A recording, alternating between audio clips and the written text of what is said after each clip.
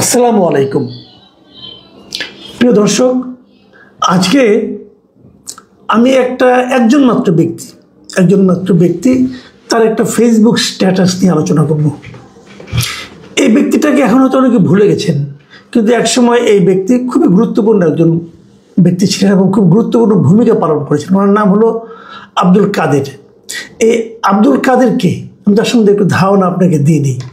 আব্দুল কাদের হলো যখন নাকি এই বৈষম্যবিরোধী ছাত্র আন্দোলনের যে আন্দোলনটা যখন জমে উঠেছিল, যখন গত বছরের জুলাই অগাস্টের সময়, এই সময় আব্দুল কাদের আন্দোলনের সপক্ষে খুব গুরুত্বপূর্ণ একজন ব্যক্তি ছিলেন। উনি ঢাকা ইউনিভার্সিটির একজন স্টুডেন্ট এবং ওই সময় এই যে 9 দফা, যে একটা বহুল আলোচিত 9 দফা, এটা কিন্তু উনি প্রথম ঘোষণা করেছিলেন সবার মধ্যে। এইটার মাধ্যমে তার পরিচিতিটা বেড়ে ওঠে এবং বিভিন্ন সময় আবরার হত্যা মামলার সময় ওনার ভূমিকা ছিল। ওই সময় ওটাকে অ্যারেস্ট করা হয় এবং ঢাকা ইউনিভার্সিটি এখনও উনি স্টুডেন্ট। এবং যখন নাকি সমন্বয়কদেরকে গ্রেপ্তার করে ডিবি কার্যালয়ে নিয়ে যাওয়া হলো, তখন সংবাদ মাধ্যমে বিভিন্ন বার্তা পাঠানোর দায়িত্বটা এটাও আব্দুল কাদেরই পালন করতেন। পরবর্তী সময়ে যখন শেখ হাসিনা চলে যাওয়ার পর নতুন সরকারের আমলে যখন নাকি আপনার এই এনসিপি হয়, এনসিপির যে ছাত্র সংগঠন হয়, যে গণতান্ত্রিক ছাত্র সংসদ, এটা ঢাকা বিশ্ববিদ্যালয়ের আহ্বায়ক হন এই আব্দুল কাদের। এবং তারপর যখন ডাকসু নির্বাচন হয়, ডাকসু নির্বাচনে উনি বৈষম্যবিরোধী শিক্ষার্থী সংসদ যে প্যানেল হয়েছিল, সেই প্যানেলে উনি ভিপি প্রার্থী হয়েছিলেন। নির্বাচন হেরে গেছেন, কিন্তু উনি ভিপি প্রার্থী হিসেবে বেশ গুরুত্বপূর্ণ ভিপি প্রার্থী উনি ছিলেন। তো ঢাকা বিশ্ববিদ্যালয়ের ছাত্রদের মধ্যে এবং বৈষম্যবিরোধী ছাত্র আন্দোলনের মাধ্যমে সময় এবং আপনার এই এনসিপি রাজনীতিতে আব্দুল কাদের একজন গুরুত্বপূর্ণ ব্যক্তি। এই আব্দুল কাদের আজকে তার ফেসবুকে একটা পোস্ট দিয়েছেন। এই পোস্টটা আমি এই জন্য, যেহেতু উনি এই দলের সঙ্গে এতটা রিলেটেড, এবং এই জন্য এই পোস্টটা আমি নিচ্ছি এবং আপনাদের পড়ে শোনাচ্ছি, এবং এখান থেকে আমাদের রাজনীতির কি অবস্থা সেটা একটা ধারণা আপনারা পাবেন এখান থেকে। তিনি কি লিখেছেন শুনেন, আমি পড়ে শোনাই কিছু অংশ। তিনি লিখেছেন, একটা দলের নেতারা দিনের বেলায় হাক ডাক ছাড়ে, দিনভর বিএনপির নিয়ে বেফাস মন্তব্য করে, আর রাতের বেলায় বিএনপির নেতাদের বাসায় গিয়ে ধর্ণা দেয়। মিডিয়ায় গলাবাজি করা আপোষহীন ওই নেতা এবং তার ইমাম সাহেব গত 15 দিনে 20টা সিটের জন্য বিএনপির নেতা সালাউদ্দিন সাহেবের বাসায় 3 বার মিটিং করেছেন। মির্জা ফখরুল ইসলামের বাসায় ধর্ণা দিয়েছেন এখন পর্যন্ত 1 বার। বোঝাই যাচ্ছে উনি কাদের কথা বলছেন, উনি এনসিপির কথা বলছেন।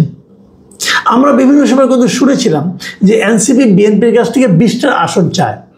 এই মর্মে তারা একটা রাজনৈতিকভাবে একটা নির্বাচনী জোট করার জন্য আগ্রহ প্রকাশ করেছে, যদি তারা বিএনপির কাছ থেকে 20টা আসন পায়।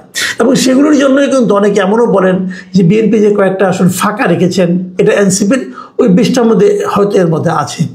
এর মধ্যে আমরা এটাও আলোচনায় এসেছে যে ঢাকা 10-এ এই আসনটা আসিফ মাহমুদ সজীব ভুঁইয়াকে দেওয়া হতে পারে, এ ধরনের কথা আমরা শুনেছি। এবং তারপর আমরা দেখেছি যে আসিফ মাহমুদ সজীব ভুঁইয়া নিজেও ওনার কুমিল্লা মুরাদনগর ছেড়ে ঢাকা 10-এ মানে ধানমন্ডি এলাকার ভোটার হওয়ার জন্য আবেদন করেছেন।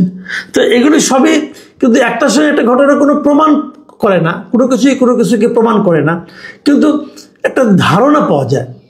এই ধারণাটা সাধারণ মানুষ কিন্তু তার মতো নিজেদের মতো করে নেয় এবং বুঝতে পারে।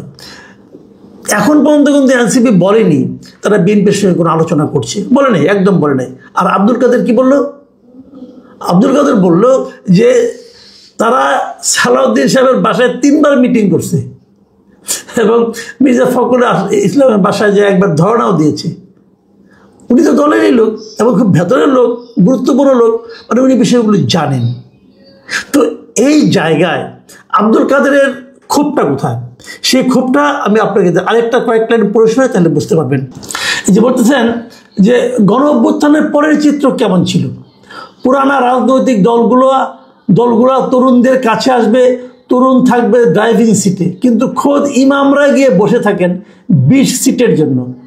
আসন ভাগানোর কৌশল হিসাবে মিডিয়ায় গালিগালাজ করে বেড়ান, বাসায় গিয়ে বসে থাকেন, তবু আসন মেলে না। দেখুন ওনাদের প্রত্যাশাটা কী ছিল, যে নতুন একটা রাজনীতি তরুণরা শুরু করবে এবং তরুণরাই রাজনীতি করবে, অন্য দলের লোকজন তাদের কাছে আসবে, আপোষ করার জন্য, আসন ভাগাভাগি করার জন্য, অথবা একটা সমঝোতা করার জন্য। কিন্তু ড্রাইভিং সিটে থাকবে তরুণরা, মানে নতুন একটা রাজনীতির বিকাশ ঘটবে এই দেশে। এই প্রত্যাশা কিন্তু আব্দুল কাদেরের মতো আমারও ছিল। আমিও ভেবেছিলাম এটা ইয়াং জেনারেশন আসতেছে, এরা এখনো প্রভাব প্রতিপত্তির স্পর্শ পায়নি, অতএব তারা হয়তো এই লোভ লালসার ঊর্ধ্বে থাকবে। সাধারণত স্টুডেন্টরা এই লোভ লালসাটা কমই থাকে, এটা আমার ধারণা ছিল। আমরা তো দেখি সংসার জীবনে প্রবেশ করার পর নানা ধরনের কিন্তু সংকট আসে, তখন এক ধরনের লোভ মানুষের মধ্যে ভর করে।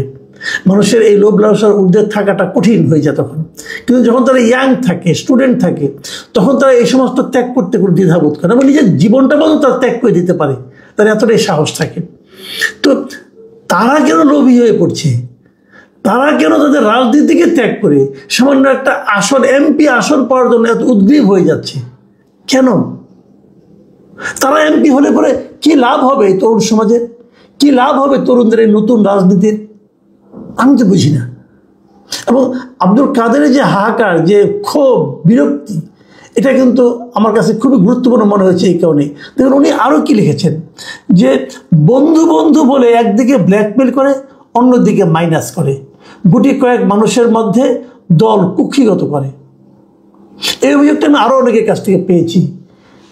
রিফাত রশিদ নামে একজন দেখলাম, সেও এরকম বলেছে যে তাকে তারা নিয়ে এসেছে, নিয়ে আসার পর সে কীভাবে দলটাকে কুক্ষিগত করছে এবং সে কীভাবে এই দলটাকে ছোটো করছে, দল থেকে অনেককে বের করে দিচ্ছে, এ ধরনের নানা কাহিনীও কিন্তু উনি করেছেন। এবং সেই ইঙ্গিতটা সম্ভবত উনি দিয়েছেন এই নাসিরুদ্দিন পাটোয়ারিকে লক্ষ্য করে। যাই হোক, সেটা অন্য প্রসঙ্গ, ওই প্রসঙ্গে আজকে আর আসছি না। এবং তাদের মনোভাবটা কেমন এই নেতাদের, সে সম্পর্কেও উনি যেটা বলেছেন সেটুকু বলি। তিনি লিখেছেন যে নিজের আসন সহ চাহিত আসন নিশ্চিত হইলে তথাকথিত আপোষের নেতাদেরও বিক্রি হইতে সমস্যা নাই, কিন্তু তাদের মাইনাস আর অপরাজনীতির শিকার কেউ স্বাধীনভাবে রাজনৈতিক সিদ্ধান্ত নিতে চাইলে তাদেরকে লাল টুকটুকে স্বপ্ন বিক্রির অপবাদ দেওয়া হবে। যেই 20 জনের জন্য সিট চাওয়া হয়েছে সেই তালিকাটা এখন আর দিলাম না। দলের ক্ষমতা কুক্ষিগত, মাইনাসের রাজনীতি আর কোরআনবাজির বাজে অবস্থা দেখলে দলের বাকিদেরও ঘুম ভাঙবে। সিম্পল, কিন্তু যে এনসিপির রাজনীতিটা কতটা গতানুগতিক হয়ে পড়েছে, কতটা আসন লাভের জন্য হয়েছে, কতটা ক্ষমতার ভাগিদার হওয়ার জন্য হয়ে পড়েছে, এই জিনিসটাই কিন্তু আব্দুল কাদেরের এই পোস্টে ক্লিয়ার হয়ে গেছে। আমি এনসিপি লিডারদেরকে বলি, ভাই আপনারা কেন এমনটা করছেন?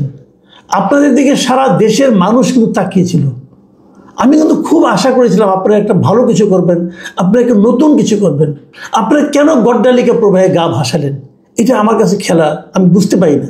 এবং আমি আপনাদেরকে এটাও বলি, এই গড্ডালিকা প্রবাহ থেকে আপনারা কিচ্ছু পাবেন না, কিচ্ছু না। বিএনপি আপনাদের কোনো সিট দিবে না। কেন দিবে? বিএনপি তো রাজনীতি করতে আসছে না।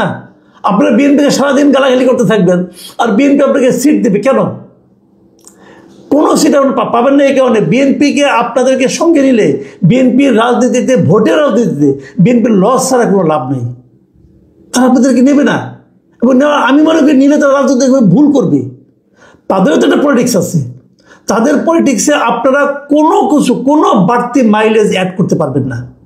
আপনাদের এক একটা লোক তাদের জন্য এক একটা করে বোঝা। আপনারা এমন সুনাম অর্জন করেছেন, এমন ইমেজ ক্রিয়েট করেছেন, আপনাদের এক একটা লোক তাদের জন্য এক একটা বোঝা হিসাবে আবির্ভূত হবেন। আপনারা ইলেকশন করবেন কি মার্কা নিয়ে? আপনি ইলেকশন করবেন শাপলা ফুলের কলি নিয়ে, শাপলা কলি নিয়ে ইলেকশন করবেন। আপনারা প্রতীক পাবেন এটা। বিএনপি আপনাকে সাপোর্ট দিলে কি ওই এলাকার যারা বিএনপির যারা মানে লিডার আছে, যারা মনোনয়ন প্রত্যাশী ছিল, তারা কি আপনাকে সাপোর্ট করবে? আমি উদাহরণ দিয়ে বলি, ঢাকা 10-এর কথা বলি। ঢাকা 10-এ বিএনপির 2জন জাদ্দিল ক্যান্ডিডেট আছে, ব্যারিস্টার অসীম আছেন আর শেখ রবিউল আলম রবি আছেন। এদের 2জনের যে কোনো একজনকে আসিফ নজরুলের চেয়ে কম বুঝেন? তাদের এতদিনের রাজনীতির এখানে যে ওনাদের যে ভূমি আছে, যে রাজনৈতিক যে ইমেজ তারা তৈরি করেছেন, যে সমর্থক তৈরি করেছেন, তারা কি নিজের খেয়ে আসিফ মাহমুদের পক্ষেও করতে আসবেন নাকি? আসবেন না। এদের মধ্যে যে কোনো একজন যদি স্বতন্ত্র দাঁড়িয়ে যায়, আসিফ মাহমুদকে কেউ খুঁজে পাবে না। আমরা এখানে জামাতের একজন শক্ত ক্যান্ডিডেট আছেন, তো লাভ নেই তো। এবং তখন হবে কি, এই আসিফ মাহমুদের নামে যত স্ক্যান্ডাল আছে, যত দুর্নীতির অভিযোগ আছে, এই সবগুলির জবাব কিন্তু বিএনপিকে দিতে হবে। বিএনপি ঝামেলায় যাবে কেন? আমার কমন সেন্স বলে বিএনপি এনসিপিকে একটা আসন দেবে না, কারণ যেটাই দেবে ওটাই তার লস হবে।